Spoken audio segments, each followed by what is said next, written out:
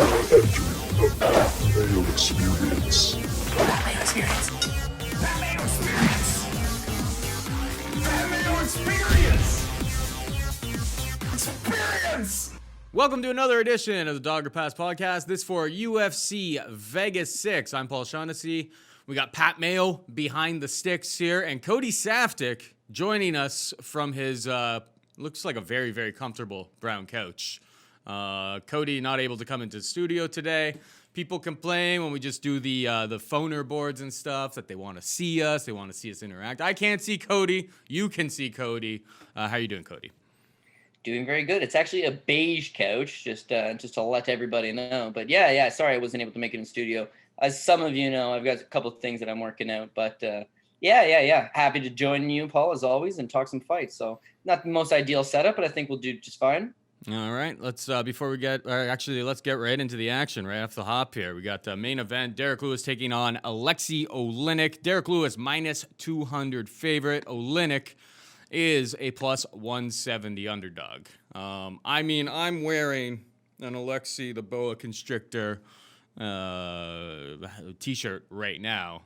As I don't know, I believe you can't see. I can't see you. You can't see me. But the people can see. So I think people know where I'm thinking is the value side of this. I think it's Oleinik. Tell me if I'm crazy or not.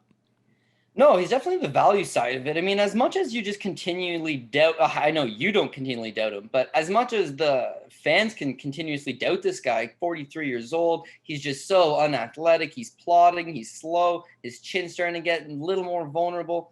The guy just keeps ticking, man. He's cast iron, and he's got just a wealth of skills. Those skills particularly should play out very well in this spot here. Coming in minus 170 underdog, I mean, yeah, like you said, value side. Oleinik has been the value side in pretty much his entire career. When he loses, yeah, he was generally the big underdog. He was there to lose. But when he wins, he always cashes those tickets as underdogs. Just going through that recent history of him, but even just like, well, not recent, but all the way back from the Jared Rochelle fight, he's a plus 300 underdog. Mm-hmm. The Travis Brown fight, he's a plus 225 underdog. He's even money against Albini and Mark Hunt, and then he's a plus 250 underdog against Fabricio Verdum. All this guy does is cash tickets as an underdog. So that should make you feel pretty good. If you're construing parlays, the way I'm more of a parlay player myself, I might be inclined to put Derek Lewis on the ticket for the simple reason of when it gets to the main event, it's an easy hedge out. I get dog money. It's fine. If you just want to bet one of these guys straight up, I feel like you said, the value side is definitely Alexei Oleinik.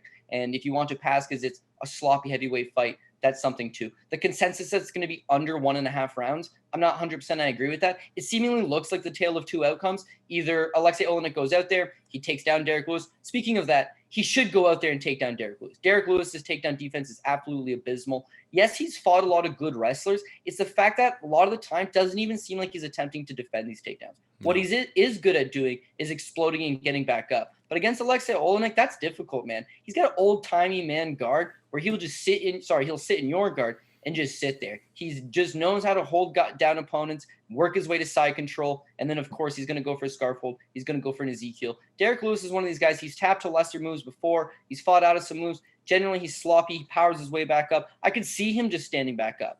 I could see Oleinik just taking him back down. If Oleinik isn't able to take out Lewis in the first round, under round and a half, he's not going to be able to, in the Fabricio Verdum fight, after a round, he's really gassed, but Fabricio's gassed too. Fabricio hasn't fought in 2 years. Fabricio is also in his mid-40s. He slows right down as well. He's not able to put Alexei Oleinik away. Lewis will. So if Alexei's going to win this fight, he's got to hit that under 1.5. If Lewis can just, survive for as long as he can for maybe 2 rounds on the ground, then even though he's going to be gassed, when they're both completely zapped, standing there, no takedowns, just swinging bombs, who are you going to take? Lewis You're still, take Derek Lewis. Lewis still has power late into fights. We've seen it absolutely. time and time again. Like, think about, I remember round 3. I mean, he won the round 3 against Roy Nelson basically on one punch, which was not only that, one that would knock out any mere mortal, and somehow Big Country, who had a hell of a chin, like maybe one of the GOAT chins of all time, was just able to eat it. And that was the only significant thing that happened in that round. But so, yeah, Derek Lewis carries. We've seen it over and over. Round 3 Lewis. He can be down super bad. The Volkov fight.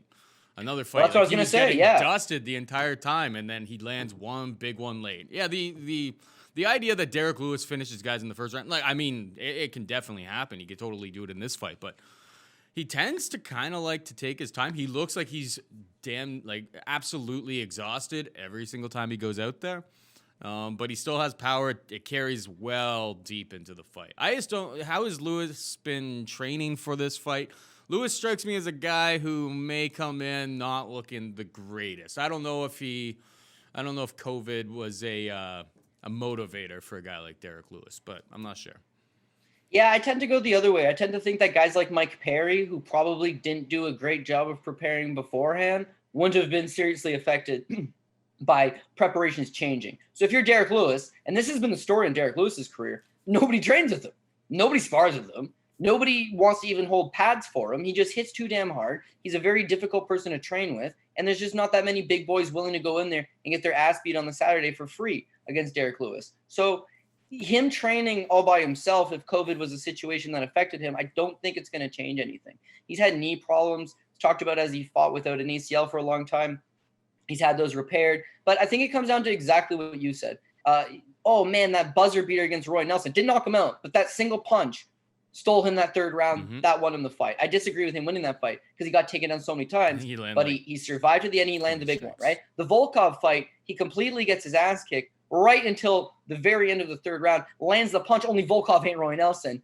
Volkov tumbles over. But I draw more comparison from this matchup, more specifically, probably to the Shamil Abdurakhimov fight, where it's a 5-rounder. And that's the only time you get to see Lewis deep beyond those 3-round buzzer beaters is he loses the first 3 rounds against Shamil Abdurakhimov. He gets taken down 4 times. When he does get taken down, he can't get back up. He's useless. And then in the 4th round, Shamil is tired and stands there for 1 second too long, and he just absolutely clobbers him, gets on top of him, ground and pounds him out. That's how this fight's going to go if it isn't the under 1.5 rounds. If you're Ben Lewis, I think you could even take the over 1.5 and think that maybe he gets taken down the first round or two, loses the first round or two, but eventually gets this guy late. So I think I'm going to go even money side, value side, Alexei Oleinik. I see taking that shot, but I'm going to go with Derek Lewis. And when it comes down to the main event time, I'll be able to see, did I make money on the prelims? Did I make money on the props I was looking at? Are my parlays still intact? And at that point, I'm going to say, you know what, this is closer to 50-50. I want to hedge out and probably take Alexei Oleinik. But I think that the smart play here, because it's not a crazy Derek Lewis line here. If it was minus 300 Derek Lewis, you fade him all day. But money's coming in on Alexei Oleinik, and that gives you minus 200 Derek Lewis line, probably more accurate.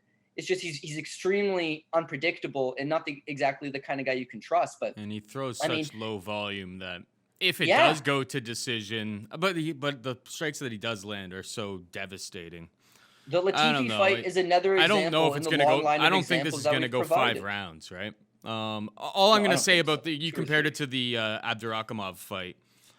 Oleinik's submission game when he gets it to the ground is much more lethal. Like that, you can't even deny that. When this guy gets you to the ground, like you're in big trouble. I don't know if he's going to have the strength to control and get Lewis out of there down there. Lewis just seems to be able to push people off, explode, and get back to his feet seemingly whenever he wants, but he'll just lie there and do nothing for about a minute and a half. I don't know. It's Oleinik for me or pass. And right now it's a pass. Seems like money's coming in on Oleinik. It's going to be a straight up pass. I even looked up Oleinik by submission. He was like plus 235. Not enough meat on the bone there. We'll see how the week plays out. Maybe Derek, I'm going to watch the weigh-in, see how Derek Lewis looks on the scales, see how he seems in interviews. It's always tough to read him just because he's so dry about things, but it's hard. I know it's the main event. People want to pick. People want something to bet. I'm going to stay away as it stands right now. On Twitter, at Paul Shag, if I change my mind on it, I'll of course, say that to the people. What's up, Pat? Okay, so, Cody, you said if Lewis wins, it probably goes deeper into the fight. If you bet over 2.5 rounds, it's plus 261. If you go over 3.5 rounds, it's almost 3-1. Ooh, 3.5's a lot of rounds for big. Yeah, boys like this those are tempting, but it's just like Paul said. So here's the thing. Let's say Alexei Oleinik was a better wrestler, and I thought, okay, he's just gonna shoot that takedown right off the bat, hold him down. Yeah, no, I agree. The one thing with Alexei Oleinik is because he's not a good wrestler, he just crashes forward with a bombardment of sloppy strikes. That's how he closes the distance. So he could definitely walk into something. And likewise, he doesn't have any knockouts on his record, like big knockouts on his record. He's got a very, very small KO percentage if you look at his wins. But he throws just caution to the wind, and he's hurt a lot of guys. Thing is, after he hurts them, they fall over the ground. He just submits them. So it goes down on his record as a submission win. When actuality, and Lewis can take a punch, but Lewis has also shown a propensity to get hit and shy away. Once you shy away, boa constrictor takes you down. So like I'm agreeing that the logical play here is under 1.5. My gut's telling me Lewis is taking this in rounds 2 or 3. So I'm going to take the over 1.5 on a personal level, and I'm going to take Derek Lewis to win the fight. But it's going to be a sweat the whole time. It's going to be the sweat because Alexei Oleinik is 43. He does not want to fight more than one round. And Derek Lewis had Popeye's chicken for lunch. He also does not want to fight for more than one round. He's a one-round fighter. He'll tell you that himself. Don't get paid overtime. Don't get paid to go 5 rounds. It's the main event. The fans want a KO. Derek Lewis understands that. Alexei Oleinik understands that. They're going to fight for a quick finish. My gut's telling me it goes over 1.5. So when you offer 2.5 and 3.5 props, very tempting, nice price. But it's like that's a lot of time to work with for sure. The major hesitation, we're going to move on to the next fight after this, is Oleinik tips the scales at 229, former middleweight, obviously an older guy who just doesn't really want to cut weight anymore. And he's had a whole bunch of wins at the heavyweight limit, but he comes in at 229 last time out. Lewis cuts probably about 15 pounds to get to 266, the top of the heavyweight limit. He's going to have 50 pounds on him. So Oleinik, on top of not having the greatest gas tank and having to probably get this fight to the mat to try to get rid of Derek Lewis, he's going to have to be pushing around an extra 50 pounds more than his body weight. Tough task for anybody. But I think the path is there. So, yeah, it's a pass for me right now as we at the point of this recording. We got Chris Weidman taking on Omari Akhmedov. Weidman minus 135. Akhmedov plus 115. This was a pick 'em not too long ago. And some money has started to come in on the Chris. I like the fact that Chris Weidman back down to middleweight. This is the move up to 205 has not fared well for pretty much just about anybody. That's a 20 pounds, and the size of the guys at 205, just it's a different ball game up there altogether. I agree with the line movement, but it'll be interesting to see how Chris. I feel like when they opened it as a pick'em, the books are basically telling you that Chris is completely washed. But Omari Akhmedov, not exactly a power puncher. I mean, Chris, I would be surprised if he got out grappled, taken down, and controlled like that. I think Chris has the sharper, faster hands, and he's a little bit more mobile on his feet. I like Chris Weidman quite a bit in this fight.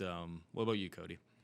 No, I agree. I think that Chris Weidman should be the clear favorite in this spot. He's got the back class. Yeah, he's looked spotty in his last few fights, no doubt about that. But he's losing to just the absolute creme de la creme best guys. Luke Rockhold, world champion, especially at that time before he was chinny.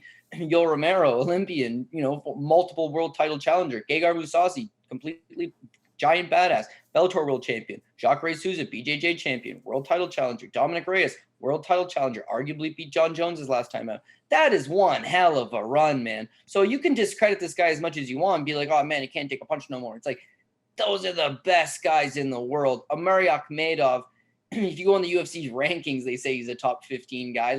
He's hovered around a top 15 guy most of his career. But, I mean, he's fought at welterweight. At 185, he's undersized. He's just super strong that he can kind of get away with it. His style is just grinding. But there's a lot to like about Chris Weidman in this spot. Mostly that if you're worried about, oh, geez, maybe Weidman can't take the punch anymore. Akhmedov won his last 6 fights by decision. Mm-hmm. The guy does not – Brian Ebersol blew his knee out. Outside of that, he is not going to knock a person out. I don't think he lands that big shot on Chris Weidman. Flip side to that, Weidman, yeah, maybe his wrestling pedigree is enough to get Akhmedov down, but certainly just keep the fight standing. When he keeps the fight standing, he's got the better, sharper technical punches. Akhmedov wings punches, but he wings punches to close the distance and get a hold of you. Winging those punches against Weidman, if they're not going to knock him out and you're just going to close the distance and get a hold of him, then I think it's going to play in his favor. Again, when you look at Weidman's striking numbers as well, he's fighting world-class guys, and he's still able to land at a significant clip, at a good clip. Looks good until he doesn't, until he gets caught. Akhmedov, that's not the case. And again, when you look at Weidman, it's like, man, he's dominating Rockhold in that fight. He's doing good. Well, I shouldn't say dominate. He's doing good until the stupid spinning back kick blows it for him. The Yoel Romero fight, he's looking good, man. He's looking Until he good got early. obliterated But then he by starts, Blade. he starts to fade, and then that flying knee just decapitates him. The Gegard Mousasi fight, it's like I didn't think he looked bad until the knees just completely rendered him unconscious. The Jacare Souza fight, man, he looks good until Jacare Souza catches him. And then the Reyes fight, he's non-competitive. And I feel like that's why the line is where it is that they're seeing him come off that fight, which is at 205, against a guy that arguably just beat Jones. Mm-hmm. And I think that's making people be like, oh, you know what? I think Weidman's a little bit shot. I don't love Weidman in this spot. So now here's the one argument that I want to make is that Weidman's looking good early in those fights. And then these absolute world-class, outside of the Reyes fight, of course, these absolute world-class engineers, these world-class operators, as Robin Black would say, these artists, these guys are catching him in the third round. Akhmedov, he's getting tired in the third round. He's not coming on in the third round. He himself is trying to have a good first round or two, hopefully steal the first round or two, because he's going to fade in the third round. He has looked better at 185. His gas tank has looked better at 185. But this is a good line, man. This is Weidman 135. Like you said, it was a pick him a few days ago. So I think you have to take a shot on Chris is not fully done yet. Going back down to 185 shows the commitment level. He doesn't appear to be injured. And then just from checking out interviews with him, it seems like he's motivated, wants to kind of show people, hey, man, I'm hanging with the best guys in the world. And now you're writing me off against Omari Akhmedov. Like, it just doesn't make any sense, right? So maybe it's a trap line. Maybe he is as shot as everybody's putting him out to be. But I just don't believe it, right? 36, not a young age for a middleweight, you know, like you're going to start to fall apart. But they're not putting him up against one of these young contenders on his way up, or – you know, and the last point I want to make on this is that if I was the UFC, and well, I guess I couldn't because I couldn't really bet it if I was the UFC, but I would have made Weidman Akhmedov the main event because Weidman beats Akhmedov in a 5-rounder all day, right? But in a 3-rounder, it's possible that Omari is just very strong and very physical and maybe wins some of these clinch exchanges and grinds out a couple rounds. I don't know. But then I would flip it. I would make Louis Oleinik a 3-rounder because there's no sense in this thing being booked 5. And give me Weidman. But I think Weidman's taken so much damage in his career. He's just happy to be in a 3-rounder and be able to showcase what he's capable of. So give me Chris Weidman minus 135. Won't have him on everything, but I do feel good about him. All right. And then let me just got 2 more points I wanted to add into that before we move on. One, I hope Chris Weidman's dietitian was not Jean Volante because we don't want Chris to be coming in full Jean. I'm sorry. It's full Collier now. But you guys know what I mean. And he's a former lightweight. And my other point, 78-inch reach for Chris Weidman, 73-inch reach, former welterweight, for Akhmedov. So if we're going to be keeping this fight on the feet, we think that he has the better technique, speed. He should be able to land that jab at will with a 5-inch reach advantage, you would think. So yeah, I think it's Chris Weidman or I will add. Yeah, dude, I will add one last thing on that is that you mentioned it. Omari Akhmedov, I mean, he was a very strong physical welterweight. As far as fighting at 185, I mean, they've given him very winnable opponents. Oh, he looked good against Ian Heinisch. Yeah, I get it, but those are winnable fights. But he's a former welterweight up at 185, whereas Weidman didn't look terribly out of place at 205. It just wasn't the weight class for him. He's the much bigger guy. So when you consider he took down Luke Rockhold 3 times, he took down Yoel Romero, he took down Mousasi 4 times, he took down Kelvin Gastelum 7 times, took down Jacare, took down Dominic Reyes. Can he not take down Omari Akhmedov, a former welterweight? We sure about that? Remember Gastelum, the former welterweight? Remember how physically outgunned he was against Weidman? Yep. Now Weidman's 36 now, but because I don't think that the chin's going to be an issue against this type of power puncher, yeah, I'm gonna ride with it. Yeah, and I think Omari's bigger than Kelvin, and he's definitely filled out a lot better for a welterweight. Like, he's pretty strong. He's got abs. You know, it's not like Kelvin, who kind of just looks like he isn't able to cut 15 pounds. But yeah, it's Chris Weidman. It's Chris Weidman for both of us. The card kind of drops off pretty hard at this point, but hopefully there's some plays in the mix. We have Darren Stewart taking on Maki Pitolo. Darren Stewart, minus 170 favorite. Maki Pitolo, Coconut Bombs, plus 150. Who you got here? Yeah, I mean, again, I think when you look at this on paper, it looks like it's striker versus striker. Man, Darren Stewart, he's got some nasty strikes. Maki Pitolo, coconut bombs, as you mentioned. These guys are going to stand in there. They're going to trade. I don't think it's that simple. I mean, I think Darren Stewart's going to try to flip the script and just take this fight to the ground. When you look at his striking numbers, he's a good striker, but he's not a volume type guy. He doesn't want to get into a scrap with you. He doesn't want to get into a war with you. He doesn't mind trying to take guys down. And again, you just look through his record, the Julian Marquez fight, 4 takedowns, the Edmund Shabazian fight, and the Duran Win fight are better examples where he's taking these guys down, at least attempting to take these guys down, just secure one against either of them, against both of them, I should say. So he's trying to get the fight down if he's maybe outgunned a little bit in the striking department. Against Pitolo, that's his key. He's just going to go out there and he's going to throw hands. But there's such a glaring hole in his grappling game that why would you throw hands with him? If you're chasing 50 Gs, I get it. Want to get a fight of the night, want to throw down with this guy. But Darren Stewart's coming off an embarrassing loss to Bartosz Fabinski, our boy, cashed out underdog ticket on Cage Warriors. Yeah. But it's embarrassing because he's a UFC fighter, okay, coming off the biggest win of his career over a prospect at the time, Duran Win. And Scott, hey, man, this guy's looking good. He's still only 28 years old. He's getting better. He's making improvements. His wrestling game's improved. His striking is where his bread and butter was at. His cardio's improved, and he's kind of taking people into deeper waters. He was the only guy that showed Shabazian any types of look prior to Brunson kind of half exposing him a little bit. Yeah, there's a lot to like about him. But he took a fight for Cage Warriors outside of the UFC and then got clowned coming in as a good-sized favorite and just was not in it at any point. Bartosz does that to people. That coming back here, it's like you got to give a good of your account of yourself. And I think that he needs to get the win more than he needs to have some slugfest where he drops another fight. Again, look at Maki Pitolo. I like Maki. And we were on him in the Charles Byrd fight. Again, another underdog play. Pitolo but you can't overlook the fact. Yeah, you can't overlook the fact that the Callum Potter fight is just a glaring. He's taken down 3 times against Callum Potter. In the Charles Byrd fight, the first round, he's taken down multiple times. Even when he lands on top, he just gets reversed back on the ground. His grappling looks a tad suspect.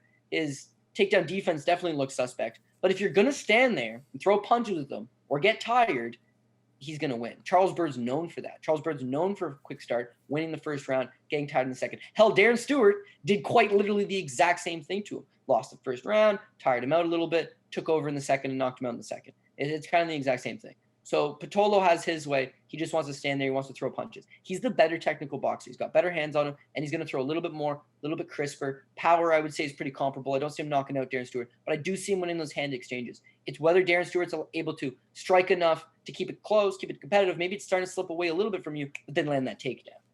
You got to go with the pass on this. The line's just not good enough. Darren Stewart's what? Minus 185? Minus 170 plus 150 is what I have. But I mean, okay. Of course. So money coming on Pitolo, books rightfully so. Because, yeah, I would cap this much lower. I do think that the takedowns are going to be the key and that Darren Stewart's able to edge this one out in a relatively close decision. I don't like the price on it personally.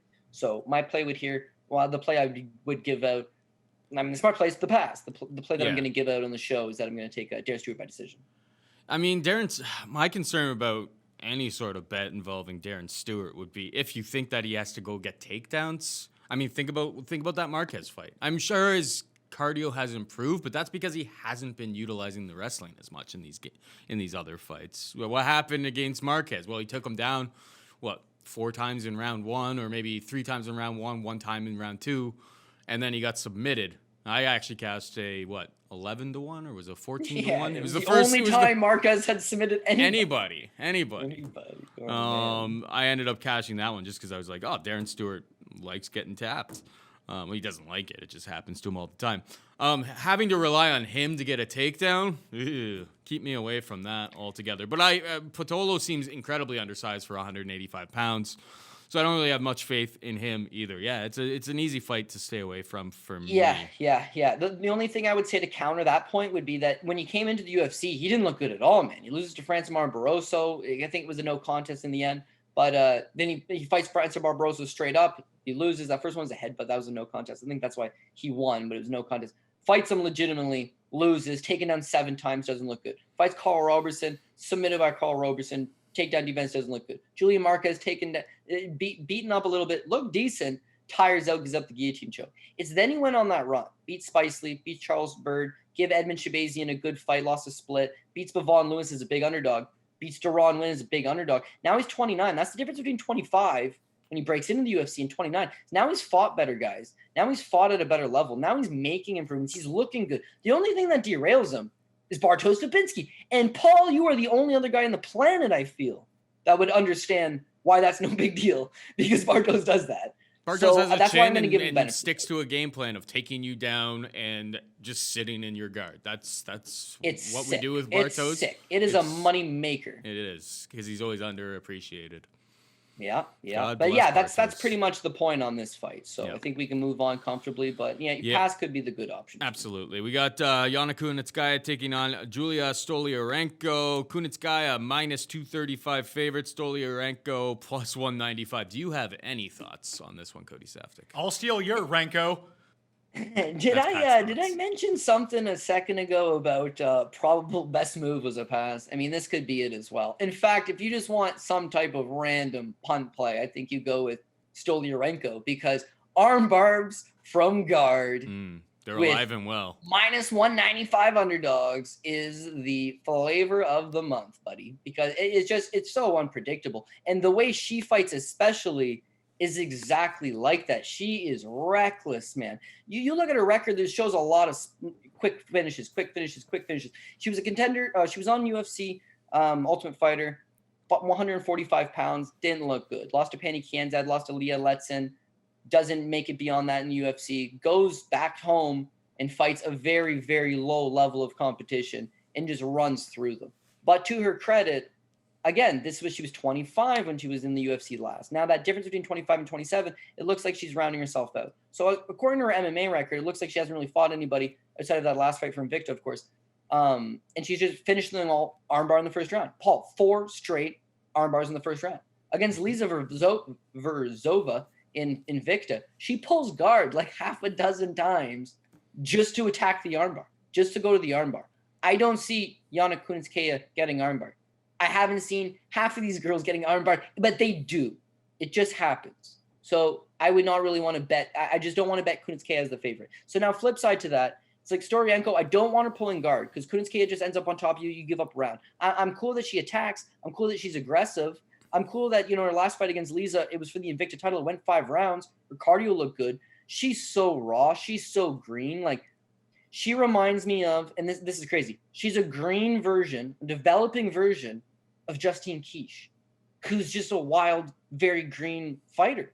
She's talented, but she's mostly just very, very strong and aggressive. And that's the same thing you see out of Julia. She's very strong. She's very aggressive. She has a willingness to go forward. That fight against Lisa, it is a bloodbath. Poor Lisa's got like an axe-sized wound in the front of her face, but likewise, Julia's got a lot of damage. So I look into Julia, man, this girl's crazy. What's the background? All she's doing is going for arm bars. She shows arm bars in 30 seconds, 19 seconds, and 20 seconds in 3 of her last 4 fights.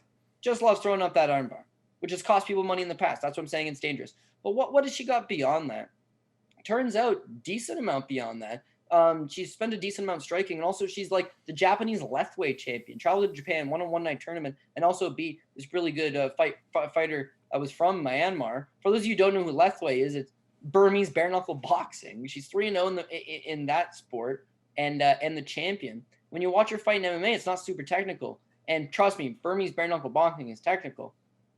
It's just she's just swinging for it. But I think that goes to her toughness, that she can just keep going. She just comes through whatever you got and keeps coming. And that's the last reason I think it's a little bit dangerous against Yana Kunitskaya. Yana Kunitskaya is the superior fighter. She's the better fighter. I think she's got better wrestling. I think her striking is crisper, but she takes a lot of damage, man.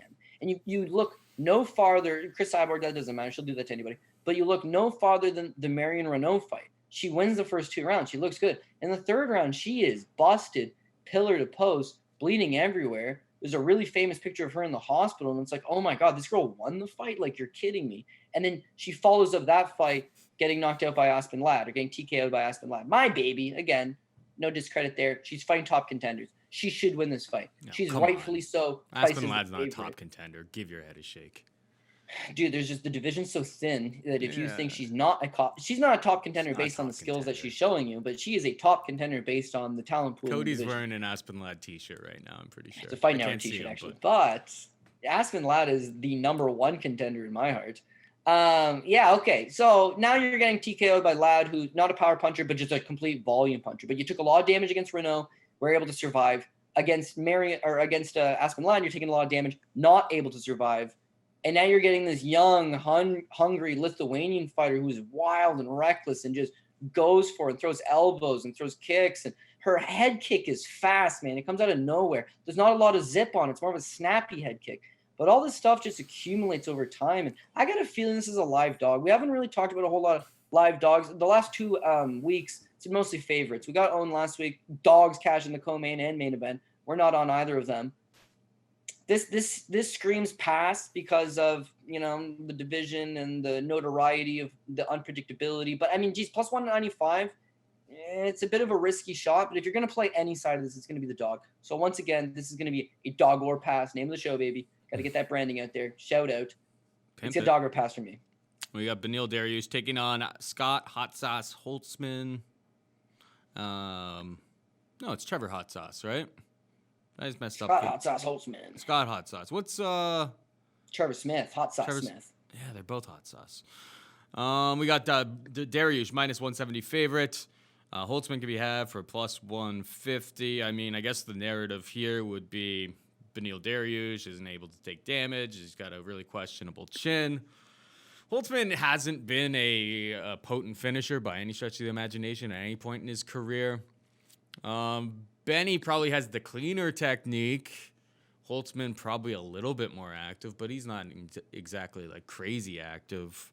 I don't know if Benny's going to be able to get him to the ground. I don't know if his wrestling is, or if he's strong enough. Like Holtzman, very, very strong for the weight class. I don't know. Like I know that Lentz was able to do things against Holtzman, but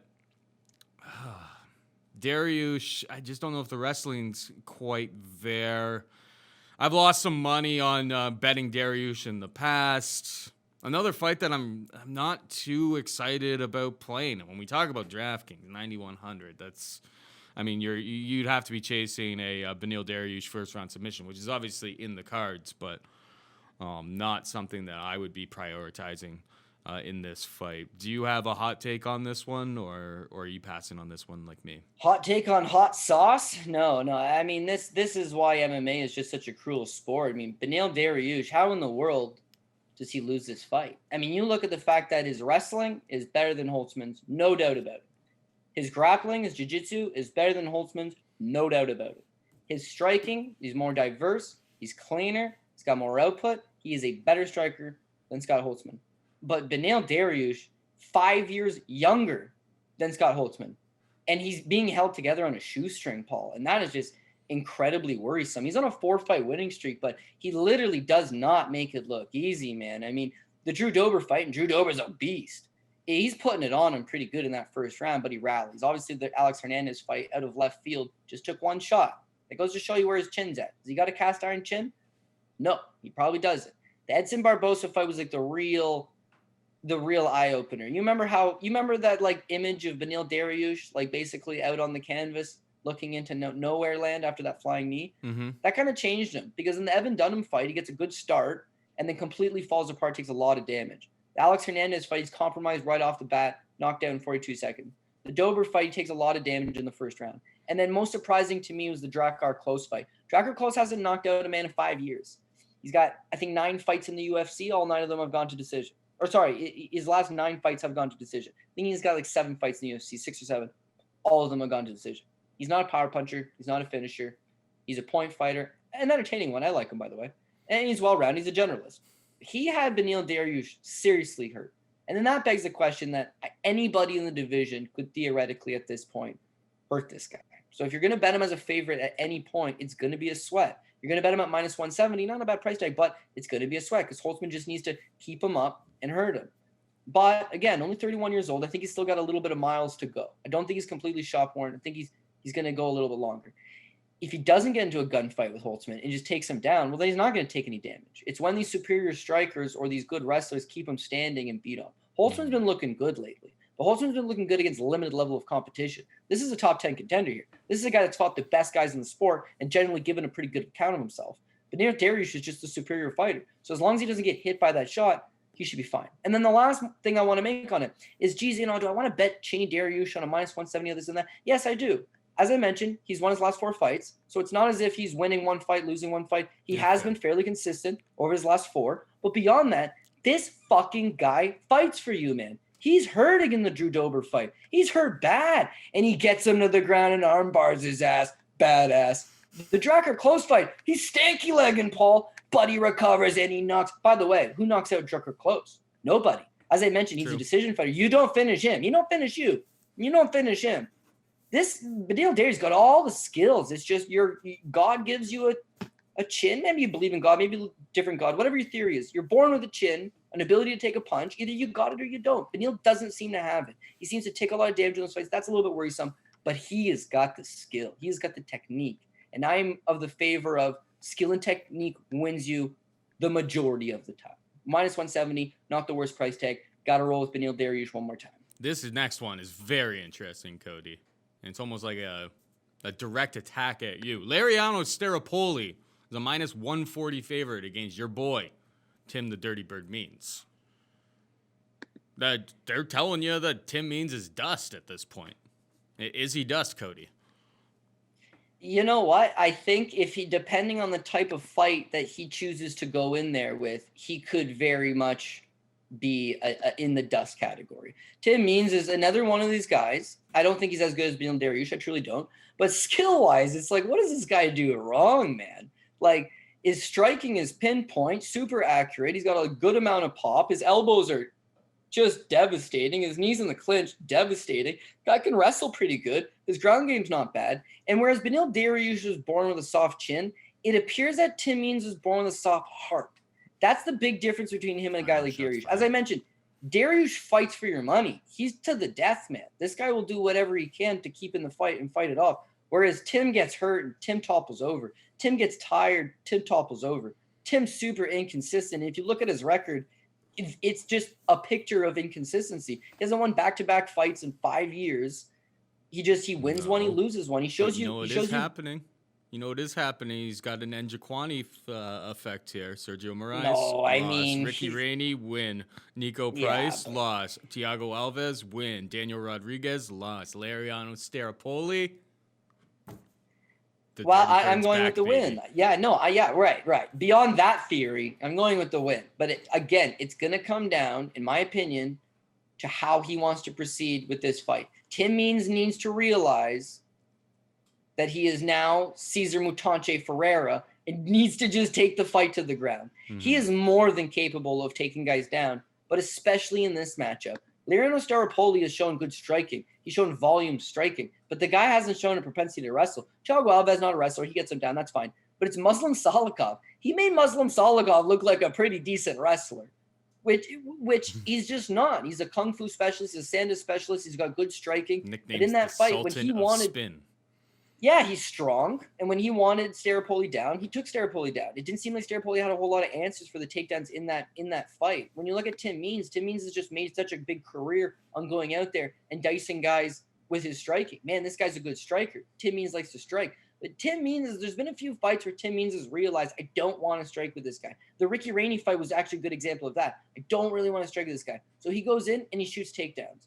The first Alex Oliveira fight, it's a no contest, but he shoots the takedowns, get to that clinch, and then it's an illegal knee. He has shot in takedowns in the past. You don't see it much from him because he just loves to strike. He has to be real with himself. And if he is real with himself, he'll realize striking's not the best path to victory anymore for me. I need to strike long enough to get the guy down. But the one issue with that, which is why Timmy probably still should be the underdog here, is that he's got a bad gas tank. And wrestling is tiring, man. Tim can strike longer because he's done it his whole life. He's a better striker. I mean, he can throw strikes. He gets sloppy. He becomes hittable, but at least he can still throw strikes. When you get wrestling, that tires you out. And Staropoli he looks pretty durable. If Tim does go out and take him down and win the first round and look good like he has looked good in the past, what's to stop him from just gassing out again, which he's done many of times. So the best path is probably the pass. I'm thinking dog or pass. I think Tim goes to that wrestling, surprises a few people, and maybe gets back on the winning trail. But I mean, you can't feel good about this fight. Tim has let us all down. You can say you've cashed tickets on him, but there's 100% likelihood he has cost you tickets in the past. I don't think I've ever met anybody that could look me in the eye and been like, never yet. Well, unless you just start betting. If you've bet in this guy throughout his career, you've lost money on it. I'm almost sure of it. Because he's been He's a got favorite in a skill. lot He of looks these good. spots. He's entertaining. Best thing about Tim Means is being a fan of the sport. Don't bet it. This guy doesn't let you down. Either he puts it on him and he's super entertaining and you love it, or he dies on his shield in the process and it's super entertaining and you love it. But as far as betting him, it's just you just don't know what version you're getting out of him. And then I think with him starting to get there up in age, you talk about his wear and tear, but he's also 36 years old. He's low-key 36 years old. You don't think he's that old. He's 29-12-1. He's got 33 pro fights under his belt, 32 pro fights under his belt, sorry. It's like, 42. I'm off mass off here. It's like, man, 36, lots of fights, has a propensity to just fall over after the first round. The young kid, Staropoli, should get the win. You should pass on this fight. But I don't love Staropoli, especially not as the favorite. I'm going to hit a pass or have that smallest little sprinkle on Dirty Bird. At least I know I'll be entertained from it. Okay. We got Kevin Holland taking on Joaquin Buckley. This is a fight that was kind of added to the card. Very short notice. Kevin Holland was obviously supposed to take on Trevin Giles at last weekend's card. Trevin Giles, moments before the fight, completely faints. Fight is canceled. People on with DraftKings lineups, like, I don't know. That was almost kind of the perfect conclusion to like the week. It's not on anybody, but it's just like so many cancellations. And then if you had Holland, who ended up being kind of one of the more popular options up top, and you kind of just you took a zero. It was pretty disastrous for a lot of people's line. I saw a lot of like great looking lineups that had like 5 guys over 100 points, and then Kevin Holland. What are you gonna do? You know, I think those ones still cashed, but it's just like if Kevin Holland had went out and had a great performance, you know, they're clearing like 700 points. They're winning all of the bucks. That's just the way that these games go. Sometimes, what are you going to do? But he actually, in his post-fight press conference, said like he told his son when he's leaving that he had to go to Vegas, take care of business. He's moved out to, I believe he owns a house out in Texas now, so he hasn't been training in Vegas for at least over COVID.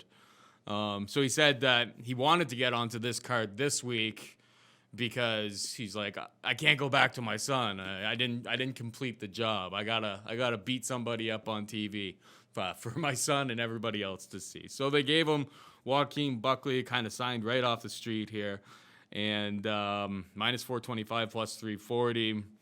That line's pretty fresh. By the time people are even listening to this, it may be even wider. Anything you like about Buckley here? Is it Kevin Holland should roll? What do you think? Yeah, Kevin Holland should roll. I don't think I'd ever bet Kevin Holland again at beyond minus 300. Yeah, again, he's unpredictable, and he's green too, man. He's 27, but he makes a lot of mistakes. The striking looks fun, right? It looks like he's 6'3" frame. He's long. He's getting craftier. He's starting to tighten up a little bit. His fundamentals are getting better. But, I mean, we've seen him gas. We've seen him get hit. We've seen him get taken down. We've seen him make a lot of mistakes. It's that we all have a belief in him that he's going to improve and continue to improve. But he's not one of these guys that just wakes up tomorrow and is a top contender. He's going to have to fight 5 of these guys. He's going to have to fight a bunch of Anthony Hernandez's. He's going to have to fight a bunch of those guys and grow and get better. And then I think he should be good. So betting him as a minus 425 opener against anybody is not a great prospect. And then beyond that, yeah, he could get to 5 or 6. Because he's everybody's darling right now. He smokes out Fluffy Hernandez. Smokes him. He's already 39 seconds. He's already minus 500. Already minus 500. In the time it took me to say that by the time sentence. people listen to him, or by the time people listen to this. Yeah, that's what I'm saying, is that money's going to come in because he smokes out Hernandez, and then we're all like, oh, dude, so sick, and they book him right away against Daniel Rodriguez, and everyone's pounding money on him. The fight gets canceled. You know what happens when you're pounding a guy, money on him, fight gets canceled? Oh, man, I would have won that. I know I sound pounding a guy. Yeah, I know. I heard a laugh there. Don't be pounding guys on my watch. Silly. Anyways, I think when the line movement starts to come in and then the fight gets canceled, it's like, oh, man, they just cost me money. I would have won that one. Now the Trevin Giles fight, we're all betting him again, oh, boy. Oh, I think Giles is going to fold over after 2, and then Holland's going to knock him out. Money's rolling in him. Everybody's happy. Giles faints backstage. Oh, man, he would have won me money again. Now you got this idea that he just won you money 3 times in a row. In fact, he has. He beat Anthony Hernandez. Got an abysmal record in the UFC. Doesn't seem to be a top slot. Seemed very undersized. Yeah, and Joaquin Buckley is going to be very undersized here as well. Okay. He should be Joaquin Buckley. I just mean the prospect of betting him at minus 500, now minus 600, now wherever the line ends up getting to, is just too much for me. So I want to see him continue and make those improvements and get better and better. But it looks like the price is going to be a little crazy. I mean, you can attack him on DraftKings. Yeah, but there is not even there's not even a price for him on DraftKings as of the time of this recording. Yeah, so you'd have. But you'd have I imagine he's going to end up being probably the most expensive. He'll probably be 9,400 because Zalal is 9,300. So I imagine he'll be the chalk expensive guy on this card. But we'll talk about that at the back end. Anything else you want to say about this matchup, or can we move on? Yeah, okay. So just capping off really quickly, it's tough if he's staying on weight, right? Like he's supposed to fight Trevin Giles, so you drop down, you make 185 pounds, and now you got to drop down and make 185 pounds again. But it's very interesting. His last fight against Hernandez, he weighs 182 and a half. And the fight prior to that against Brendan Allen, 183 and a half. Mm-hmm. So chances are he probably just doesn't walk around that much. But yeah, just to give you the wrap up, we talked about Kevin Holland. It'd be disrespectful to not mention something about Joaquin Buckley, but he looked like a legitimate prospect coming out of St. Louis. 2016, he fights for Bellator. He got upset in his second fight for Bellator by Jackie Ghosh. That's the fight that he ended up getting back in his last fight in LFA. He's like a poor man's version of Paul Semtex Daily, like Semtex light. He likes to bob. He likes to stay in that pocket. He likes to just unload hooks on you. He's got big power. He's demonstrated that. Majority of his wins are going to come by knockout, but only his last two fights have been at 185. Prior to that, he was a career 170 pounder. He comes in here at 5'10", taking on Kevin Holland, who's 6'3". That becomes worrisome for anybody, but it becomes incredibly worrisome in this specific spot because he fights like Semtex, he likes to bob and weave and get in the pocket. And I just think there's going to be too much on the outside coming back from Holland. So Holland probably just chips him up from the outside, picks away at him, and could get the knockout. But then again, Buckley went 3 rounds against Logan Storley, who's an absolute terrorizer in Bellator, and that fight was at 170. So take of that what you will. Kevin Holland's the play. If the line keeps getting bigger, which it looks like it's obviously going to, just hit a pass on it. You can definitely use them in DraftKings situations, but they've yet to release a line, and it'll probably be something stupid like 9,400, 9,500, depending on when they release it. He should be the most expensive guy on the slate based on his history of being a high scorer and the fact that he's going to be like minus 600, minus 700 by the time these guys actually square off. I mean, in theory, he should be. Otherwise, if he's like 92, he's going to be chalk city. Like, he'll be, like, if they drop him below Zalal, he'll be like 60, 70% owned, which is kind of crazy. Yeah, I don't know. What can you expect out of it? The most notable win on his resume is nobody. That's a lie. He beat Jeff Neal once upon a time. No, Jeff Neal gassed out hard in the third round, and he beat Jeff Neal one time. Yeah, I remember watching that. Yeah, but outside of that, like, Gerald Mearshart on a split decision. Licio Di Chirico didn't look great. Brendan Allen had a few spots, and then he ended up getting submitted. Anthony Hernandez, keep in mind, part of the alpha male downswing, 1 and 2 in the UFC. So should you bet that guy as a minus 700 favorite? Like, there was guys on Contender Series last night. That Jordan Leavitt, that was such a good. I'm the idiot that bet him at minus 220 and minus 185. He almost went off at even. He went off at minus 125. Yeah, I don't understand. Not understand. I didn't look at that last second, but I was just kind of scrolling through like their profiles and stuff, and I was like, I was intrigued by the Leavitt guy, but then I saw the price, and I was like, oh, okay, well, of course he ends up opening as like a big favorite or whatever, and then I saw money on the other side. I actually looked at the lines, like I was busy doing some other stuff last night, but when I looked at it like last second, I was like, holy shit, it like closed like basically a pick 'em. I would have jumped on board if I had seen that beforehand. Yeah, and my moral from that story is you looked at some of those fights, and it's like Leavitt was way better than this guy. He looked apart. I think he beat Von Lewis's brother like 2 weeks ago, Jackson Winklejohn fighter. Like, man, this guy's legit. Out of Syndicate MMA. He had all the goods, but he should have never been more than a 200 favorite. Dustin Jacoby had every advantage in the world in that fight yesterday. Except for chin. His opponent just could take damage. I know, and he'd been knocked out before, but man, his face was busted up, and he kept trucking through, and it was just like, oh man. But even having all those advantages, being the clear-cut favorite, no way Justin Jacoby loses this fight. It's still minus 300, and that was as much as you want to pay for it because you understand the level that you're operating at. Kevin Holland could be good. Kevin Holland could develop to be something good, and a lot of these guys could develop to be something good, but you don't bet them as 7-1 favorites this hot off the go. And that's we talked about one takeaway from last week. This is the biggest thing that killed me. We did very good last week. Last 2 fights got us. Last 2 fights, we went against our own advice. The underdog always seemingly wins by armbar from guard in a women's MMA fight. We should not have touched that one, but we did, and exactly what could have happened. And then I didn't have a 22-year-old prospect, over a 36-year-old perennial top 10 guy is not usually a good spot, but it's never a good spot when you get the guy like minus 300, minus 400, just too big, not he warranted. He looked fine in round 1. Kevin Holland looks too big. It's not warranted. That's what I'm getting at. So that's why it'll probably be a pass. Holland pass, whatever. Nasrat Haqparast takes on Alex Munoz. Nasrat Haqparast minus 245 favorite. Alex Munoz plus 205. You may remember Alex Munoz from Dana White Contender Series. He had the impossible task of having to take on Nick Newell, which is like, if you win, well, you beat the guy with the one arm.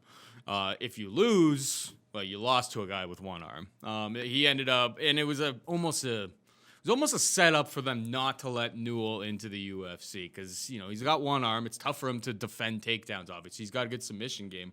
But Munoz, team alpha male guy, wrestling, seems to be on point. A decision machine, was able to just stall, basically. Take him down, hold him down, not get caught in any sort of submission or any sort of danger from that perspective, and wins the fight. Very, very uninspiring performance. Has to go back to the regional scene. Obviously, they're looking for opponent here. Nasrat coming off the knockout against Drew Dober. And I feel like, he's 24 years old. I feel like people were ready to be like, oh, he's a total fraud. Oh, he's so busted. I'm not willing to give up on Nasrat Haqparast. I think this is a good matchup. The only thing is maybe Munoz's wrestling's on a certain level that he's able to take Nasrat down consistently, but I think Nasrat absolutely torches this guy on the feet. So good bounce back spot for Nasrat Haqparast. What do you think about this one?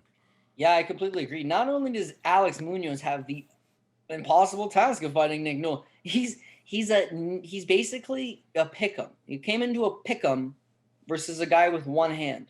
Now, I cannot discredit Nick Newell. He is a hell of a fighter. But right off the bat, it's like the UFC were trying to give him at least a winnable fight here. We got Alex Munoz. He hasn't shown anything. When he fought Nick Newell, he hadn't fought in almost 2 years, right? After he fought Nick Newell, the UFC didn't give him a contract. So he beat a guy with one hand who he was near even in going into and didn't even get a contract. Didn't even look good enough to get a contract against a disabled fighter. Hell of a fighter, makes that disability work into his credit. There's no discrediting Nick Newell. I'm saying it wasn't a great performance from him, but he took a year off after that fight, fought my boy Troy Lamson, former Michigan State University wrestler, and I liked Lamson, but it's just not, he's not in it right now. He's not fighting very well right now. He's a tough fighter, but it's a good win. But then he proceeds to take another year off. The guy fights like once a year at best. In fact, it's more than that. It's like once every 14 months. Is what it averages out to. He's just, what can you really take away here? But the UFC owes him a fight. I didn't really owe him anything. But here, Nasrat's 24. We thought he was going to be sky's the limit. He's another guy that I got caught biting too into.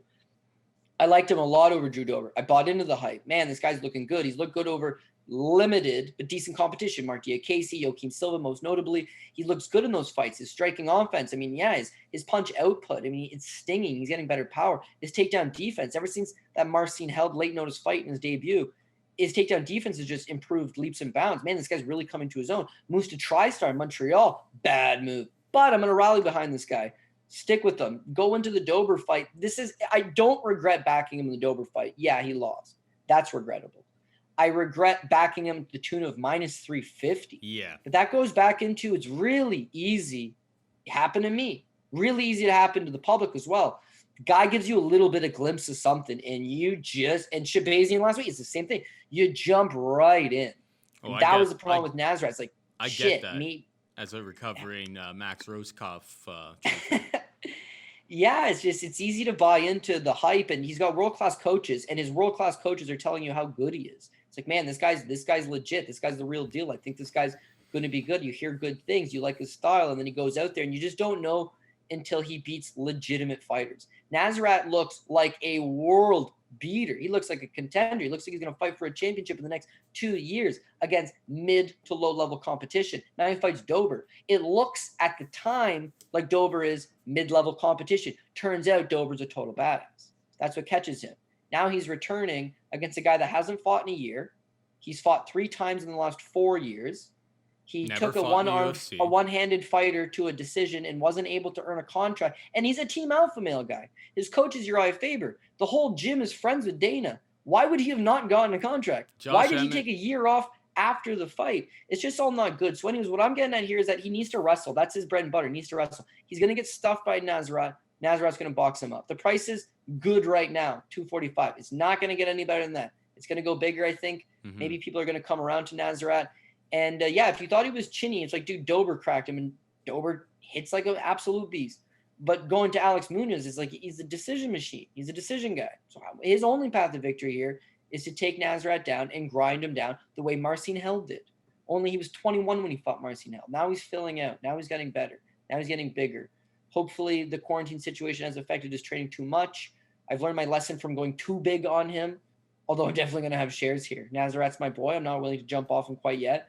And I'm definitely going to have some exposure to him here. We got Wellington Turman taking on Andrew Sanchez. Turman minus 155. Sanchez plus 135. What's your take here? Yeah, I'm actually a little bit surprised with the line, but I'm going to go underdog Andrew Sanchez all day. I mean, listen, well, I'll tell you something. Andrew Sanchez is not impressed. That's a lie. That's a lie. Andrew Sanchez, mark my words on this. The first 5 minutes of the fight looks like a legit top contender. The next 5 minutes of the fight, he looks like a pretty decent mid-level guy. The last 5 minutes of the fight, he's the worst guy in the roster.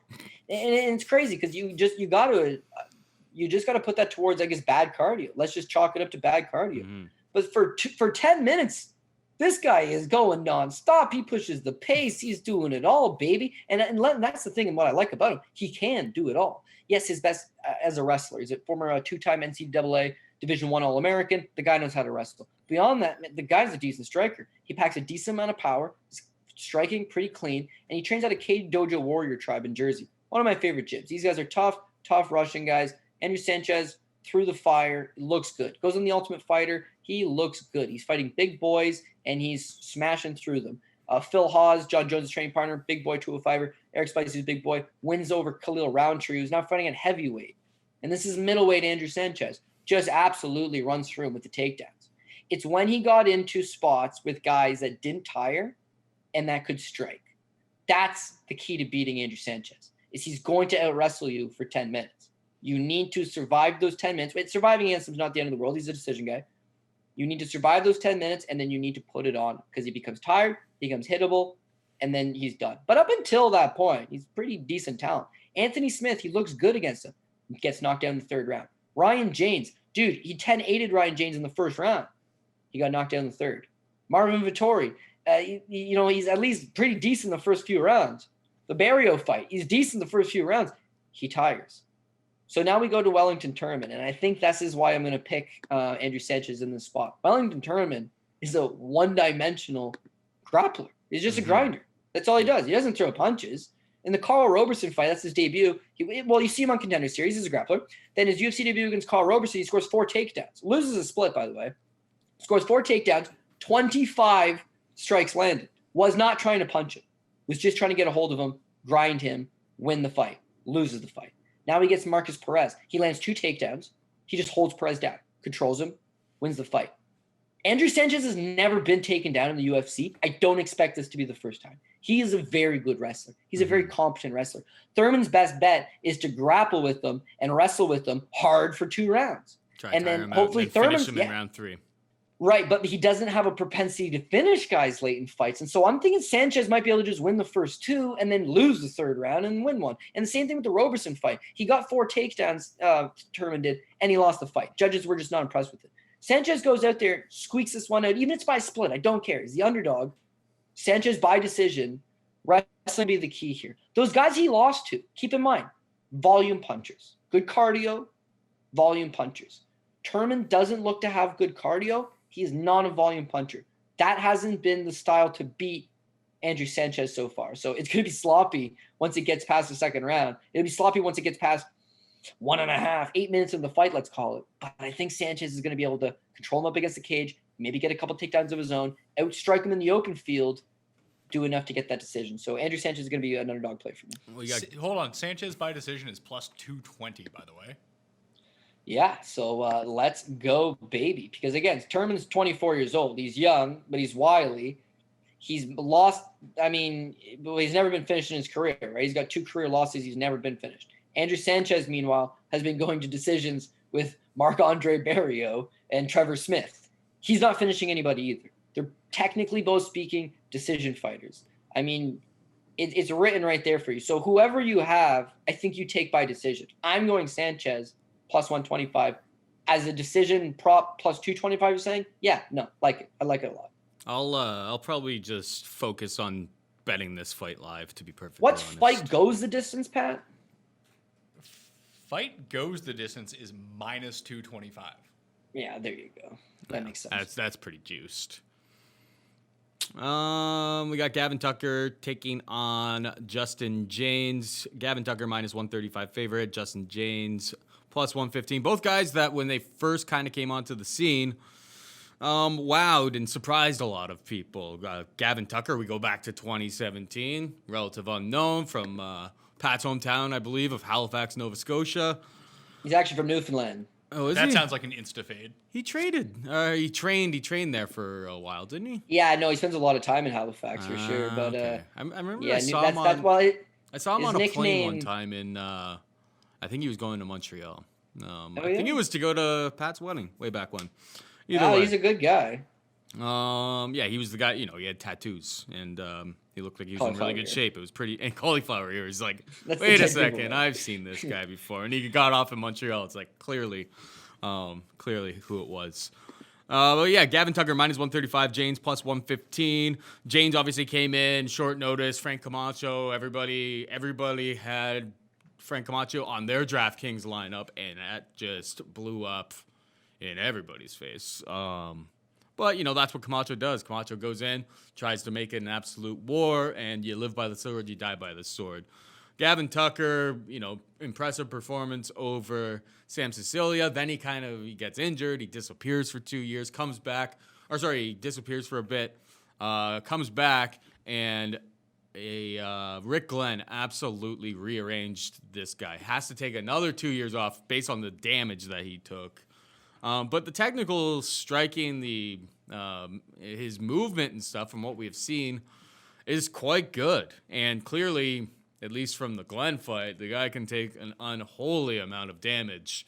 Will he be able to hold up? Did that ruin him? I mean, we've only seen him once since then. He got the third-round finish against, Seung Woo Choi. Rear naked choke. Not that Woo. But, yeah. I think we get back on track here. I think he's the more technical striker. 135 doesn't seem all that bad. I think Justin Jaynes, if we didn't see him pull off this miraculous first-round knockout scenario that we did in his UFC debut on super short notice, I think we're looking more at a minus 200, plus 170 type of thing. Are you on board with Gavin Tucker, or are you staying away from this one? Listen, I'm absolutely on board with Gavin Tucker. I always have been. It's just I would not have bet in 1 million years. Does Rick Glenn beat him? Sure. Could be. It's a fist fight. I wouldn't have bet in a million years that Rick Glenn would beat this man within an inch of his life. Mm-hmm. Like, that was a bad He beating, needed the 2 man. years off. Yeah, and then by the way, he gets beat up like that. He's like 32 years old. So it's Yeah. like, okay, he's not coming back. Like, that was a cool little run. He was undefeated. Rick Glenn broke his undefeated streak. But you made it to the UFC. You want to fight in the UFC. You lost to fight in the UFC. If Dana has any resemblance of a heart, and even if it's a Grinch heart, it's just like a little tiny broken one, he would have cut this guy a check, just been like, sorry, kid, like, you ain't working anywhere for a long time, let alone you ain't working a desk job. Like, it was a bad beating. Mm-hmm. But there's no denying Gavin Tucker's got the skills, man. Like, he's got good takedown defense. He's a very clean, adequate striker. I mean, he's a smooth operator. He's in and out. He keeps his hands a little low for my liking, but that's just his style. He likes to counterpunch, likes to be the aggressor. He's flashy. He cuts good angles. He catches guys off guard. Would you like to see a little bit more power out of him? Maybe, but he's got good technical boxing. Before he was ever an MMA fighter, he had worked a lot on his boxing, and it does show. Since then, he's gotten his Brazilian Jiu-Jitsu black belt. He's well around himself. It's all good. Glenn beats him up. Again, he's 32. So now he comes back, he's 34. That kind of damage, that kind of layoff, Glenn beating you, like Glenn's not a power puncher. That's probably the worst thing that happened to him, is that Glenn can't knock you out. Otherwise, he would have just went out in the second round, and that would have been the end of it, right? But he took that beating all the way to the end. It was like, just throw the towel in or something. But he's a warrior. It's when he comes back, a little bit older, against Su Woo Choi. Man, he didn't look like he skipped a beat. Like, he looked smooth. He looked good. He looked like that guy that I thought he would be. I don't know that he goes beyond top 15 guy, but he's going to give these young prospects of trouble. He's going to give some of these aging veterans a go. He's going to give these top 15, top 10 guys maybe a good go. He looked like the skill's coming back, but then he takes another year off. If you know Gavin Tucker's dealt with injuries his entire career, just injured. Comes off, looks good, gets the win, gets rebooked against Billy Carantillo, which would have been an awesome fight. He got coronavirus. Giving him that little bit extra time, I think it helps. I just think he's got Justin Jaynes' number. Justin Jaynes is the better wrestler. Justin Jaynes would like to get this fight to the ground. I think that's his best path to victory here. But I think Gavin Tucker's takedown defense is good enough to keep the fight standing. As the fight stays standing, I think Gavin Tucker, he lands the cleaner strikes and he's going to outpoint Jaynes. The one thing that worries me about Jaynes is you look just 2 fights ago. Yeah, he comes in against Frank Camacho and blows Camacho out in 41 seconds. That fight against Camacho is at 155 pounds. The fight prior against James Warfield is at 165 pounds. It's catchweight. 2 fights before that, he fights Devin Brown at 170 pounds. This fight against Gavin Tucker is at 145 pounds. So if you thought Jaynes looked good against Camacho, and by the way, he didn't. He got busted up, hit clean, was bleeding, and had a big laceration, but he got through it. And he did exactly what he had to do. Screw wrestling in this fight. I'm taking it literally on so shut Norris. I just got to throw hands. Did throw hands. He got the job done. That's admirable. But in this spot against Tucker, I think Tucker will see it coming. I think when he throws those bombs, Tucker evades. Tucker lands the cleaner strikes. As far as Justin Jaynes trying to press the action and getting it to the ground, I think Tucker is able to defend them. If he does take Gavin Tucker to the ground, Gavin Tucker's a better grappler. I think he's going to be more than fine fighting off his back and defending himself and getting back up. Cardio, Tucker hasn't really shown an issue with cardio in the past. Now there is Jaynes, by the way. He has fought 5 rounds recently. So I think it's going to decision. I think Tucker takes the decision. So Gavin Tucker by decision. We got Yusuf Zalal taking on Peter Barrett. Yusuf Zalal minus 450 favorite. Peter Barrett plus 360. Any thoughts here?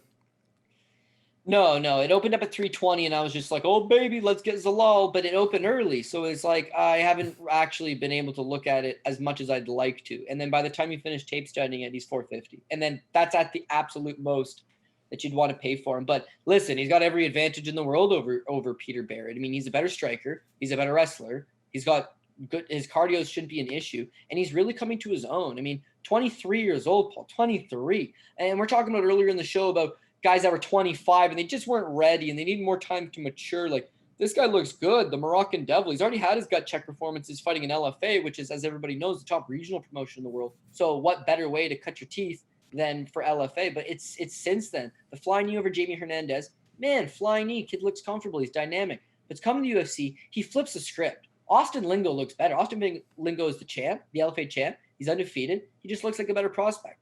Zalal flips the script. Doesn't even use his striking. Just out-wrestles this guy like nothing.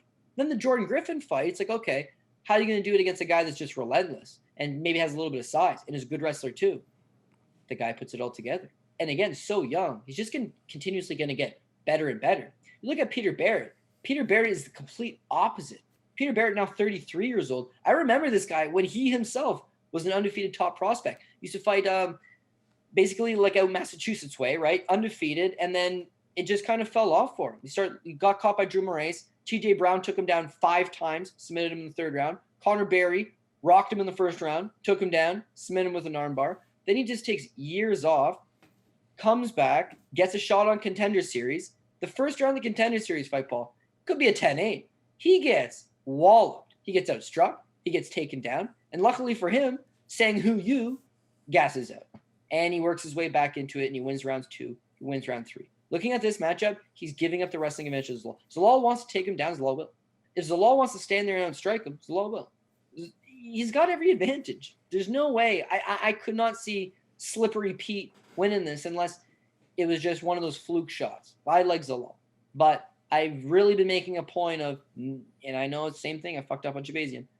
I don't want to hit these 450 price tags on guys that are still so young. And because, unproven. We haven't seen enough from them to know exactly how they're going to react in every single sort of situation, right? Yeah, and I'll tell you the sad thing here, right? If he goes out there and he dominates Peter Barrett the way he should, people are going to be like, "Oh fuck, he's for real." And then the next time out, Like he's a minus 600 favorite over somebody. But Peter Barrett was not really should be there. Peter Barrett's not at that level. Peter Barrett's stepping up on like 2 weeks' notice, stepping in for Steve Garcia, the original opponent. He shouldn't be there. He's not ready. Guy didn't get his contract on the Contender Series. I don't know. I would just have to say, I mean, it goes all the way to Zalal. But you build on, oh, you beat nobody? Jesus, this guy's good. Geez, you beat nobody? Jesus, this guy's real good. When he fights a real contender, and then you're going to get a good gauge of it. But the UFC is doing a good job. 23, don't make him fight a real contender right now. Let him fight these guys. He should win. 450 sounds bad, but he should win. I'm thinking by decision, but I've seen Peter Barrett get hurt a bunch of times and out-grappled a bunch of times. Don't feel good about it. Zalal seems a bit of a more decision guy till a flying knee smacks you in the face. So just give me use of Zalal 450. And again, don't love the price tag, but how much can I complain about that, right? Mm-hmm. And finally, we got Irwin Rivera taking on Ali Al-Qaisi. Irwin Rivera, minus 200 favorite. Al-Qaisi is plus 170. Irwin Rivera obviously was put in like a next to impossible spot, fighting up at featherweight against Giga Chikadze. Wasn't able to, like, he was giving up so much reach, so much technique. Kind of gave a pretty good accounting for himself based on like it was a couple days notice. Yeah. Went out there, was able to take a hell of a punch, was able to, eat all of the shots. Kind of kept coming forward, made it a lot more difficult fight for Giga than I think myself included. A lot of people thought what he was going to be able to put up, especially in that type of situation. Now he gets a opponent who legitimately, looking through his Al-Qaisi's, he's 8-3, and like looking through this guy's record. I mean, one, I don't recognize the name. 2, everybody he fights is like 5-4, 5-3. I mean, clearly he hasn't fought anybody. I haven't watched tape on him yet, but this should be Rivera's fight to lose, one would think. What's your thoughts on this one?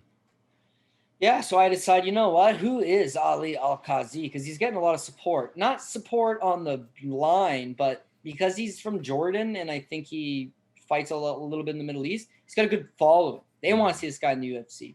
They think he's going to be a good fighter in the UFC. I got tape study this guy. So jump into who is this man. Turns out he's a Sanda specialist. Turns out he's a 2-time Sanda world champion. Thing is, where are the Sanda world championships? And also, who's competing in the Sanda world championships? But I digress. He's an MMA fighter now. He goes into the fights. He throws long enough to shoot a takedown on you. He's not trying to strike with you. I know Sanda's got a lot of throws as well, but it just looks like he wants to get a hold of you, grapple with you, take you down, try to control you where he can. He's got a little bit of submissions, but like you said, he's submitting very low-level guys. Irwin Rivera, again, he's another one of these guys that's just got the advantages almost everywhere. I mean, he trains out of Hard Knocks 365. Yep. Some of the best guys in the world. Mm-hmm. He takes a fight on 2 days' notice against a world kickboxing champion. You want to talk about world Sanda champion? Let's talk about a world kickboxing champion in Giga Chikadze. Didn't look out of place. Got smoked. Way undersized. Shouldn't have been there. But didn't look terribly out of place. It wasn't embarrassing. You factor in he took that fight at 145 pounds when he is not a featherweight. He stands 5'6", shouldn't have been a featherweight, still gave him a go. Geez, this guy's not bad. Then you look at him fighting at bantamweight. He's a former Titan FC champion. Cardio, not a problem. Striking, not a problem. If you do take him down, he'll scramble, he'll get back up, he makes you work. Cardio, really good. Keeps going. Al-Qaisi didn't look like his cardio was all that good. So I think that even if he does get a couple takedowns early in the Rivera fight, Rivera just is able to work his way back up. Once he does get back up, he should have the striking exchanges. He should grind him out.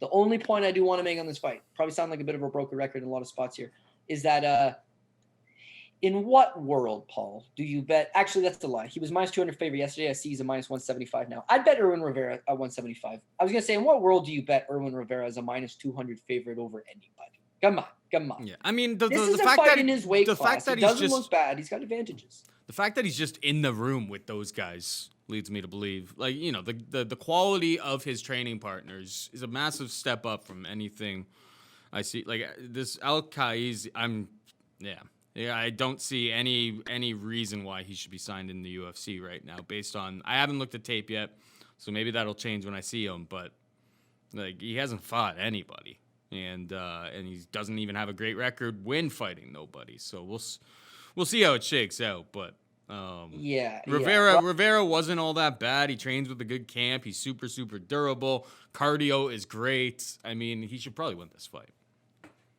Yeah, you know, I made the mistake Munir Laziz's fight. It was like, he looks pretty hittable. He looks fairly rigid. I think Razak Al-Hassan's going to hit him with the moneymaker and put him down. The guy hasn't really fought anybody. He's fought on a low. Don't really know why he's in this spot. Turns out the guy's just got a wealth of skills you don't really see on tape. But guys that were high on him, they knew all about him. Yeah. This guy, there are people that are high on him. I don't see it. But maybe he's going to come in and be twice the guy I thought he was. And for that reason, I don't want to bet Irwin, as I said, 200. If he's 175 right now, I think that would be worthy of a small play anyway. So Rivera, by decision specifically, would be the play for me. All right, let's get into the DraftKings breakdown for UFC on Vegas 6, or UFC Vegas 6. I'm gonna throw Holland into the 9K range because that's where he should be priced. So Holland, Zalal, Nasrat Haqparast, Dariush, those are the guys above 9K. I think it's Holland or Nasrat. Those are the guys to go to. I'm not sure. I think Holland probably has the highest ceiling. That's the guy for like GPPs that I would go to. I think Nasrat, even though the odds wouldn't indicate, Nasrat probably is the safer play because, you know, Kevin Holland is he'll go in there and kind of do whatever the hell he wants on that given day. He's an entertainer, I would say, first, and a fighter second. But he's a guy who's developing, obviously, as we go on. Do you like anybody up there, or which guys do you like up there between the 9K range? So, yeah, looking at the high end of the card, I mean, we don't have a price on Kevin Holland quite yet, so it'd be interesting in what they put him at. We're going to assume he's the top guy, so let's just talk about what we do have available. Yusuf Zalal, I don't see it at the $9,300 price range. He's technically speaking the most expensive guy right now. You go back to his fight with Austin Lingo, and there's a fight he dominates, and he gets 4 takedowns, and he still scores less than 85 points. So even if he goes out and has the exact same performance against Barrett, gets 4 takedowns, outstrikes him, takes him down, dominates him, and he ends up with 83 to 85 points, it's not enough. Even if he had 90 points, it just probably wouldn't be enough to be on that optimal. So he's a little too expensive for what I think you're going to get out of him. They're assuming Pete Barrett's just going to roll over. I don't think that's the case, but I do think he's outgunned. I'm looking more specifically at Dariush and Nasrat Haqparast. Dariush, $9,100, of course, expensive, risky, yes, just like you talked about, but he is a GPP play because he's always going for it to his full capabilities. Finishing close shows you, man, this guy can finish anybody given the right. He can submit you, he can knock you out. Just got to get you in that spot. So let's just look at his last 4 fights, his quick winning streak. 87 points, 111 points, 110 points, 94 points against Camacho, Dober, Moises, and obviously Drakkar Klose. So here's a guy that can score takedowns, knockdown, submission, but he's getting in that range of over 100 points on the majority of his starts. I like Dariush. Looking down at Nasrat. Nasrat's also a decent play because in the Tibau Gowdy fight, he has 102 points on 124 significant strikes. Guy just keeps punching until you go down. Gowdy doesn't go down. Nasrat scores 100 points without a finish. The next fight against Silva does go down. Eventually, he just can't take the punches anymore. He falls over. It's 91 points. Not quite as good. But what I'm getting at is he just keeps racking you up points until you either fall over or you last the distance. He's going to score some points. So I think that Nasrat is one you're going to be one of your more expensive plays that I think is good. The other guys that are kind of in that range, Erwin Rivera, no thank you. Jaynes Kunitskaya, no thank you. Derek Lewis, he's 8,700. You're going to need some optimal don't play Derek Lewis. No, but you're gonna Derek Lewis. Let me go through. I knew that you're gonna. You're gonna need one of the two. Derek Lewis. He won his last fight. He scored 40 points. The fight before against Latifi, against a light heavyweight who's like 5'8". Against Ivanov, 53.5. Lost against JDS, 3.5 points. Lost against Cormier, of course, those are tough fights. 2 points in that. Volkov, round 3, Hail Mary victory, 79.5. He's 87, so he's not even paying off in that situation. And Ngannou, obviously, that fight, there was like basically nothing that happened. Tybura is the last time that at 8,700 he even like 10x'd himself. And that's because he got 2 knockdowns, which obviously are on the table. But Derek Lewis, based on his significant strike count, he has this reputation as being a first-round finisher. It's usually like a second or third-round finish. He doesn't pay off as a DraftKings play. I think in that main event, it's Oleinik or pass. Yeah, I'm going to disagree with you on that point just because, again, we're all talking about how it's probably going to be an under 2.5, under 2.5, under 2, or under 1.5, under 1.5, under 1.5. So, yeah, he doesn't score a lot on the basis of he's not putting away these guys he's fighting. But if Oleinik just goes out there and goes out on his shield, he's just going to topple over, and Lewis will score points on the basis of getting a second or third round finish.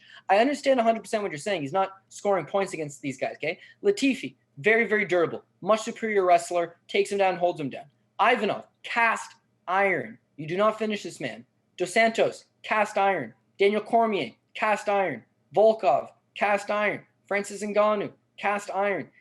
Oh, I'm sorry that he's not finishing those guys. I really am. But when you give him Victor Pesta and you give him Marcin Tybura and you give him Shamil Abdurakhimov or Travis Brown, he finishes them and he scores decent. And I think this is closer to that spot. So I think at 8,700, he's going to end up on a good lineup. But I do know what you're saying. That Tybura fight, Cody, he had a takedown. Derek Lewis had a takedown. So you take away those 2 knockdowns and the takedown. There's 25 points off of it. Let's take away one of the knockdowns. So 15 points off of that, you're getting to 76 points. Like Derek Lewis just isn't a DraftKings scorer. That's just how it rolls. Abdurakhimov, when he won in round 4, what did he get? 67.5 points. He got taken down a whole bunch of times. Like, I don't know if I'm buying into the under 1.5, to be perfectly honest. Yeah, no, I hear you there. That's not where I'm at. You are more than welcome, Cody, to play Derek Lewis in your lineups. I'm not playing him. I feel like I should make you a bet, potentially a song bet, potentially a shoey bet. I mean, at what price point would you not want Lewis? If he scores 90 points and he's 8,700, would you be happy with 90 points? I'd be happy with 90 points, but like the last time he scored 90 points was Tybura in 2018. Hold on here. But all he fights is good guys. Cody, they're finally giving him a 43-year-old Latifi was a good man. guy. He was completely outmatched. He should have that should have been a pound. World-class wrestler. World-class wrestler. Shouldn't have been fighting at heavyweight. Don't get me wrong. Should not have been fighting at heavyweight, but still. Here's the thing, though. Like, when you look at it, you have $8,700. Like, it's great if he scores 90 points or whatever, but if Dariush and Nasrat score like 120, like, you can't have Derek Lewis. No. Because you can't afford him. Then you're sacrificing having one of those guys by having Derek Lewis. Watch. This is the one time he's gonna get the first round finish. And I mean, 90 points. Let's set the line at 90 points. If Derek Lewis scores under 90 points, I'll do a shoey next week. If he scores over, the other way around. Yeah. 90 points. So if he scores over 90 points, then I do a shoey. If he scores under, you do a shoey. You're going to be in studio? I mean, next week is a pay-per-view, Cody. It's the people, there'll be more eyeballs on that one. So I think that would be a good way to start the show next week. Shoey bet. I can't shake your hand right now. I mean, it's COVID. I would never touch your hand. Oh, my God. But yeah, we have a deal? We have a deal? I can't see you. I can't hear you, but... No, listen, it's a terrible deal. I'll take that deal, but it's a terrible deal for me because now... it's a terrible deal. I thought we were talking about unders. So now we're backtracking. I'll tell you why it's a bad deal. Because I need Lewis to win and win convincingly, right? Yeah. So now I'm taking this bet. That's why you would play him on DraftKings. I'm betting him to win, and he has to kick your ass and get over 90 points. Oleinik could get money lines here. We're playing DraftKings. That's what we're talking about. And I don't score my points, and you still win. So bet me straight up if you're so confident. That's what we should do right here, right now. Do you hear the squeaking there, Pat? Do you hear the squeaking on the back pedal for the bike that Cody's running? Right now? Won't do it. Why would we bet? He's a plus 170. He's a plus 170. Why are you turning this into something that it isn't? No, we were talking about DraftKings and how he's a bad DraftKings play. And you were like, oh my God, Derek Lewis, lock him into your lineups. So we're doing a shoey bet. 90 points. Deal? Okay, if Derek Lewis wins, You gotta do Shuey. If Alexei Oleinik No, wins, no, I'll no, do no, Shuey, no, for no. sure. Okay, For well, sure. all right. Cody the coward, not willing to do a shoey bet on 90 points. I have some questions here for the two of you. Rapid fire. Okay. Cody, who scores the most takedowns on this card? I don't know. Where's the lineup? Paul, do you have any idea? Honestly, Well, man, this is a dusty. Yeah, these are the kind card. of things we should know we're being asked, and then it's like I could look at it, but there's 12 fights, so Honestly, it's like man, like, I have no. I actually don't even have an answer. Like, Yeah, I guess Sanchez's no, wrestling you know what? ability could be way Zalal, above. Yusuf Zalal gets the most takedowns on this card. I'm gonna go with Zalal. Yeah, I guess. I don't know. First round knockout chance? First round knockout. Paul's boy getting slept in the first round, so probably Derek Lewis KOs him in 5 seconds based on Paul's confidence. Are we doing? level. Wait. Did he got off the hook for that shoey bet? It sounds like he's not going to do it. It's a bum bet. All right, then so you're not. Bet me straight up. So you Bet me said- straight up. Why would I say he's a plus 170? Okay, let's just move on. I guess Sounds like you're the coward. You're scared of a plus 170. You literally said he was a great play. I said he was a bad play, and then you wouldn't take my action. It's 90 points. Apparently, he's the best play on the slate. You wanted to play him. Now, when we set the line at 90 points, you don't want to play the game. That's okay. We can move on. In terms of first round knockout, I mean, maybe Holland's in the mix. If he comes out and looks like he did on his last fight, he looked great. Otherwise, I guess Lewis. But yeah, Lewis usually takes his time. If he lands something big, he can knock out anybody. Obviously, it's definitely in the cards. It's a dusty card, man. It's really hard to feel great about oh, this guy is the guy who's gonna go out and do that. All right, last thing for me, Cody, for you, Weidman Nasrat parlay pays plus 150.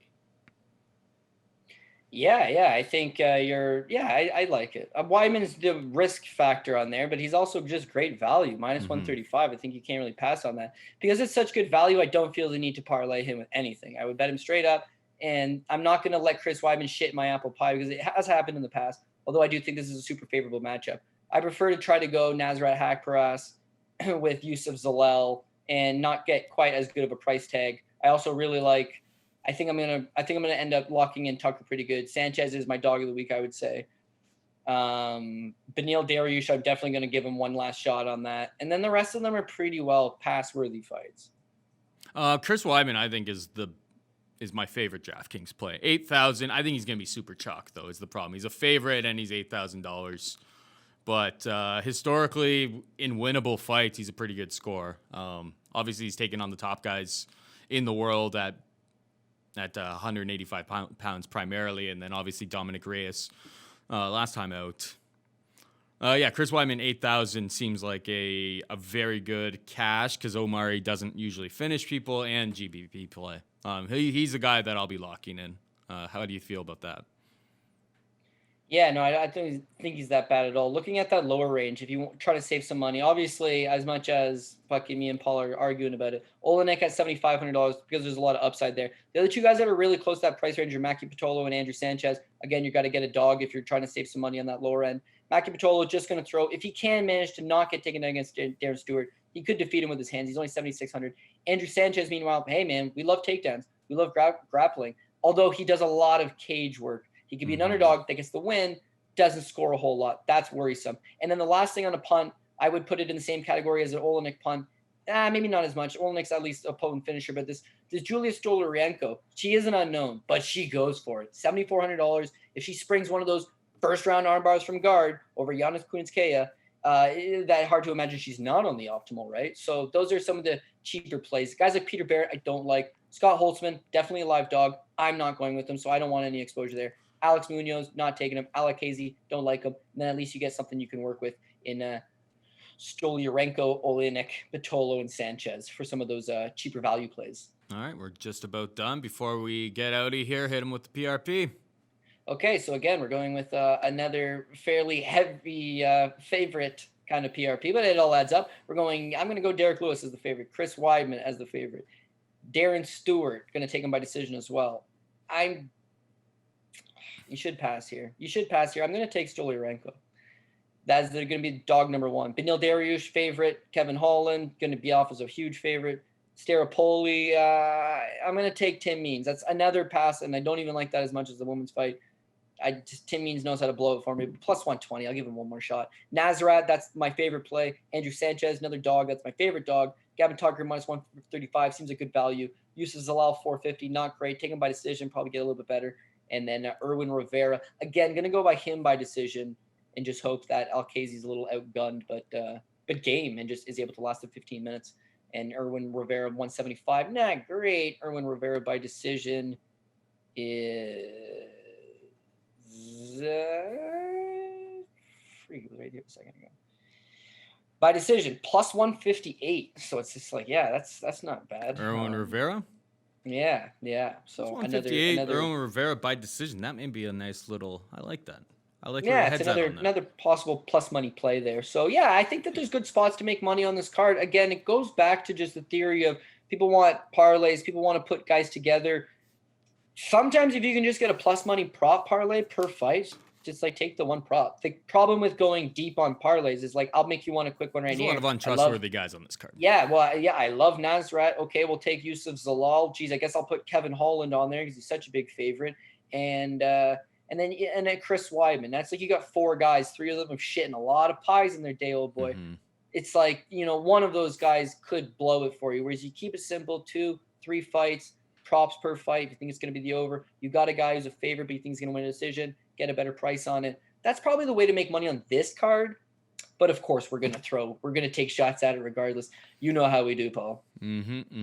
All right, well, I think that wraps it up for us this week. Want to thank Cody Saftic, despite being a little bit too much of a coward to take my Derek Lewis. Happy birthday, Cody. Happy birthday, That's Cody. right. Everybody wish Cody at CJ Saftic a happy birthday. It's a belated happy birthday at this point, but he had a birthday this week. And yeah, so thanks, Cody Saftic, breaking down the fights with me as always. Thanks to Pat, prop producer Pat Mayo.